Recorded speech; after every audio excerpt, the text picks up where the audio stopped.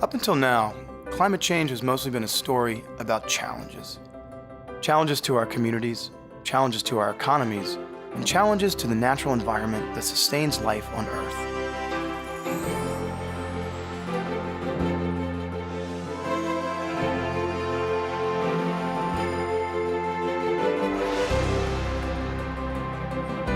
But with challenge comes opportunity. Opportunities to live and work more sustainably. Opportunities to transform economies. And opportunities to shift to a low-carbon, climate-resilient future. But here's something that might surprise you.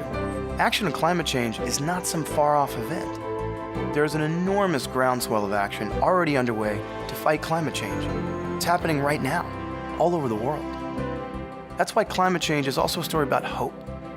There are thousands of examples of people taking action to address climate change. We wanted to take a closer look at some of these people. By sharing their stories, they show us that action on climate change is creating green jobs, inspiring entrepreneurship, and creating ripples that spread across communities and economies. Take India, for example. In the slums of Bangalore, an organization called Pollinate Energy is creating green entrepreneurs and bringing solar lighting to the city's most vulnerable populations.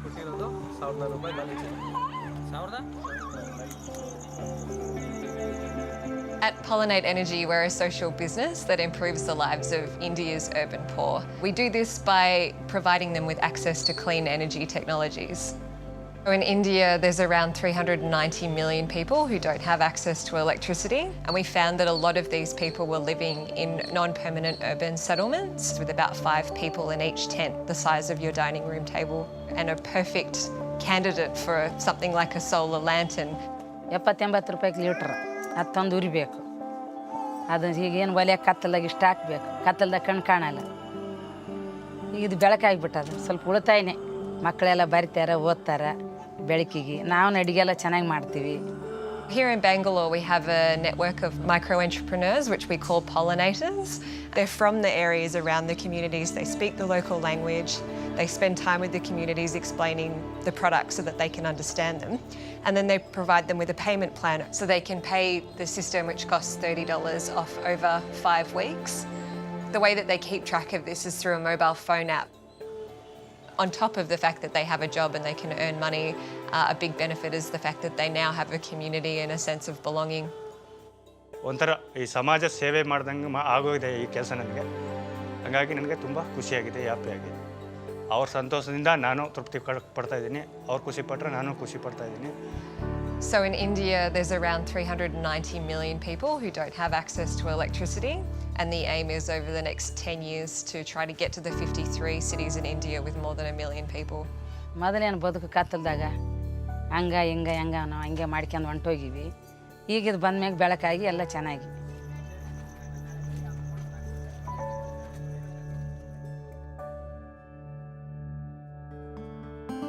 Green entrepreneurship is the key to shifting to a green economy. In Ghana, green entrepreneurship is being propelled by women's leadership. The Bamboo Bikes initiative is building not only cleaner transportation options for Ghanaians, but building careers for rural women as well. Bamboo Bikes is training girls in clean jobs and reducing carbon emission. We started as a women initiative. We are 3 women, and we got to know that women at the deprived communities they are suffering, especially in terms of economic empowerment. But they can use the natural resources within their villages or their communities to come out with projects that will really help them. So we are training them on how to build a bamboo bicycle. You know, bamboo bicycle doesn't produce a lot of carbon emission. It's a carbon zero because bamboo contains a lot of oxygen that balances carbon dioxide. The first step is we take you through the plantation, through on how to harvest the bamboo. Then after we take you to the workshop, we take you through a whole lot of process. At least should be 5 to 6 months. You should come out, you should produce as a prototype. I love everything about the initiative because after school I was just in the house, I had nothing to do. But when I became part of it, I helped mommy buy 1 or 2 things to sponsor my sister's school fees. investing in a woman is not only the right thing to do, but the smart thing to do, because most women are community leaders and they are really making an impact for change in their communities. In the last few years, we've seen unprecedented leadership by women who are rising to meet the climate challenge. In Australia, the organization 1 Million Women has one simple goal with big impact: get 1 million women to save energy, cut pollution, and reduce waste in their daily lives. 1 Million Women is about inspiring women to take practical action on climate change. It's about taking bite-sized actions that have real and tangible outcomes.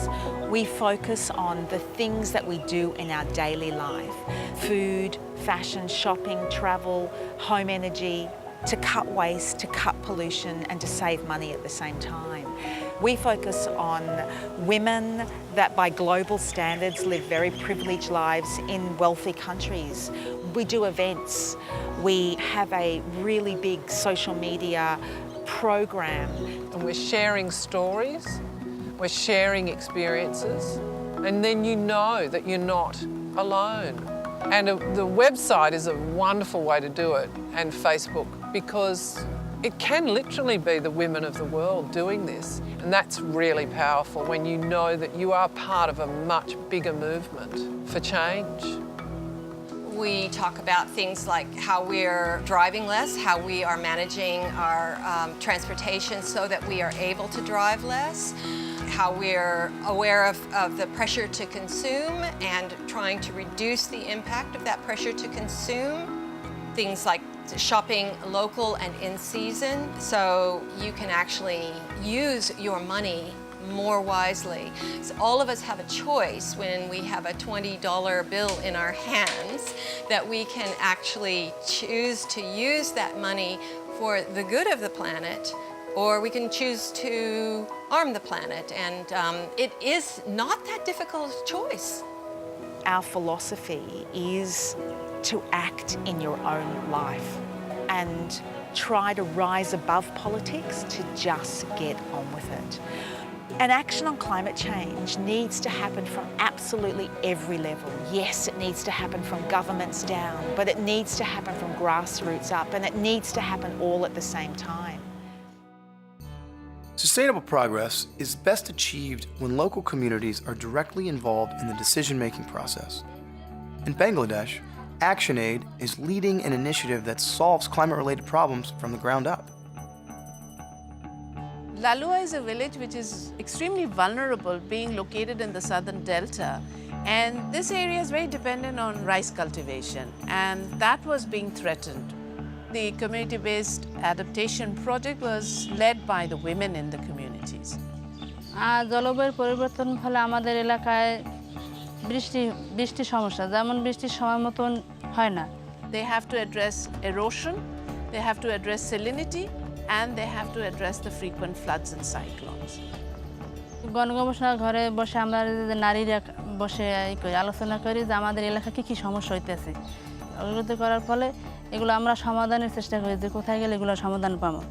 The community for the first time realized that actually women could play this role, and the women started doing an assessment and come up with practical solution to address their problems. কাজ করছি, যেমন পুকুরে পার উঁচু করছি, মিষ্টি পানি সারা বছর ধরে যে রান্নাবান্না কাজ করতে পারি। তারপর আর মিষ্টি পানি সংরক্ষণের জন্য সুলিতগিরির মুখে বাদ দিছি রবি শস্য কৃষি কাজ করার জন্য। তারপর বাংকার করছি, যে কোনো দুর্যোগের সময় আমরা বাংকারের জন্য আমাদের মালামাল রেখে আমরা আশ্রয় কেন্দ্রে যাইতে পারি। They came up with the solutions which worked, which were practical. And today they have not only got food security because they are bringing in the rice, but they have saved and they have created a wealth for themselves. Any one of us would have difficulty surviving with such bare minimums. And not only are they coping, they're coming up with new solutions every day. Living in an area threatened by climate change doesn't necessarily mean that the community must abandon the place that it calls home, but that adapting to a new set of circumstances is possible. The BOMA project helps women living in Kenya's arid north adapt to climate change by by starting small businesses that help reduce their economic dependence on land threatened by drought. At the BOMA Project, we work to help women earn an income so they can accumulate savings and survive drought. Climate change has had a big effect on these communities. What we're seeing in northern Kenya is what we think is happening across all the arid lands of Africa. The pastoralists are settling. Livestock is becoming less sustainable. So now the women and children are left back in the village to survive on their own because it's too dangerous to travel with the herds. We wanted a lasting solution, BOMA offered one. And we wanted to empower the women, BOMA gave them that. The women go through a 2-year period of mentoring. Our local mentors deliver training to them, business skills training, as well as savings training. When you go to see a typical BOMA business, you're going to see a small hut, and they're going to sell basics like washing powder, sugar, tea. In 2 years, women are able to double their incomes. And the most important thing is they're going to have savings so they can survive the drought periods, because the droughts are now coming too often and they're too severe.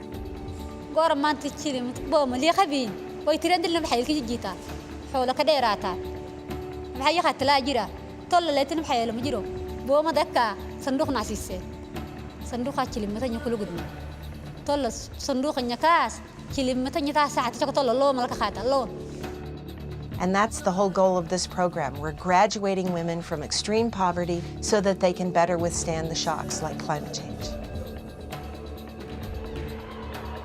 From the most vulnerable populations often come the most innovative ideas. In Ghana, an organization called Recycle Not Waste employs the disadvantaged in poor urban communities to turn recyclable waste into eco-friendly goods. RecNoA makes you think before you throw your waste away. One of our main projects is working with women groups. So what we did was that we took them through 3 months training on how to make beads from plastic waste. Old cassette tapes, old plastic in general. And what they do is that they melt them and then mold them into different shapes of beads. And then they sell it to the general public. They also give beads in single sessions to other people who would want to use it for different purposes. We consider waste not just as something we would have to throw away, but something which is more of a material in transition. With the plastic furniture, for instance, one single armchair could have about 400 to 500 bottles. That means that it's about 400, 500 bottles taken away from their dump sites. The sachet pack of water is the best to be considered by most Ghanaians. So it means that there's a lot of that waste that is produced. So RecNoA with our partners have developed other programs where we have some of these made into umbrellas. We've made raincoats out of that. We've made school bags, career bags for school children, and a whole other things we try to develop. Even though the urban poor are probably not employed, they are very creative people. They are very entrepreneurial. They are very determined to make something out of themselves, to make a living. So their desire to go through all of this helps them to come up with creative ways of using the waste that is collected or that is generated in their environment. So we put them into such a business so that they can collect that waste and then transform it into something profitable.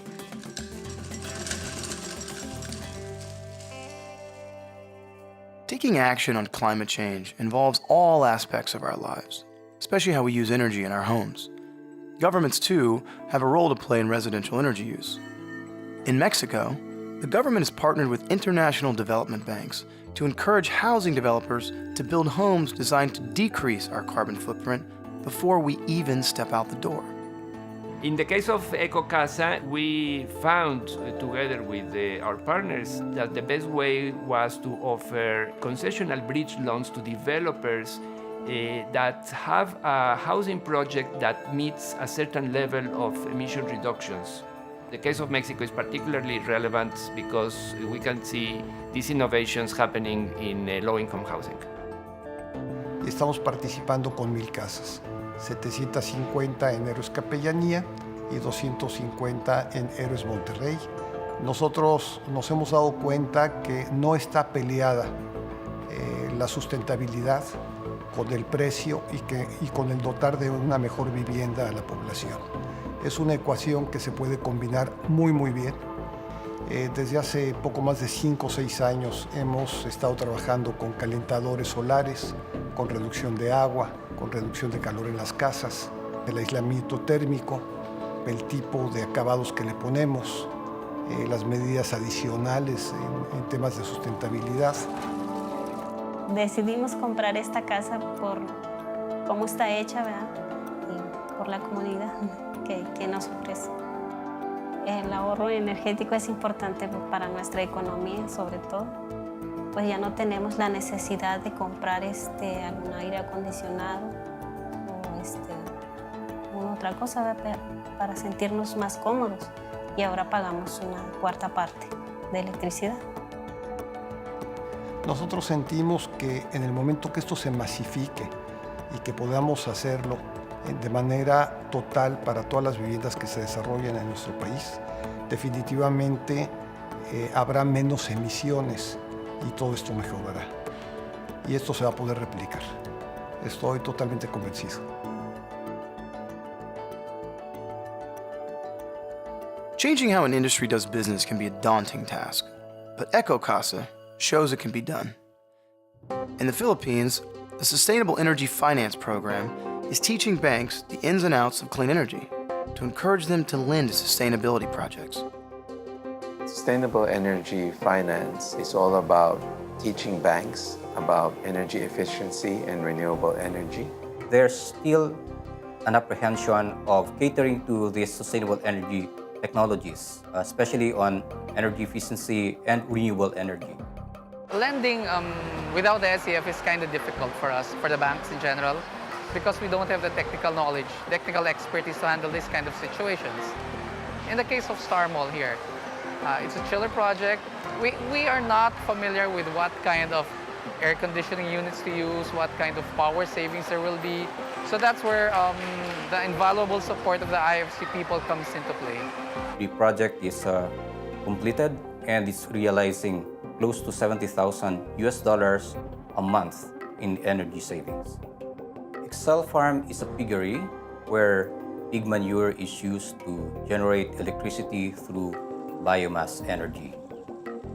Most of the houses you see in this farm are climate controlled, as we call it. It's very electricity intensive operations where they have to consume a lot of energy to keep the houses cool. And with this project, what happens is you can utilize the waste to focus cold air on the pigs. We're not actually teaching the banks to be engineers, but making them understand.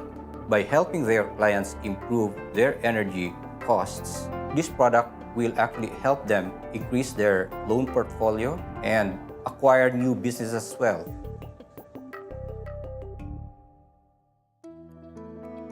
The role of governments in taking action on climate change isn't just policy-oriented. They can provide incentives to businesses and citizens to act sustainably as well. In China, the Clean Development Mechanism Fund is a national climate fund that leverages private sector investment in clean energy projects and supports low-carbon growth across the country. China's CDM Fund is National Climate Fund, mandated to support efforts to tackle climate change. It ensures that a large portion of revenues from international CDM transactions can be reused to support low-carbon development in China. The fund acts as seed money and bridges public and private partners. It will also help introduce innovative tools and spark great ideas. Under the Chui Jiangsu project, we have issued 6 loans. The total number is 125 million RMB. 整个5000万贷款呢，解决了我们整个建设过程中的一些固定资产投资问题，是吧？有力的支持了这个项目，是吧？并且保证了它的顺利建成和投产。该项目呢是热电联产项目，一边是呢用秸秆燃烧发电，另外一个呢多余的蒸汽呢就用于整个热力的保证供给。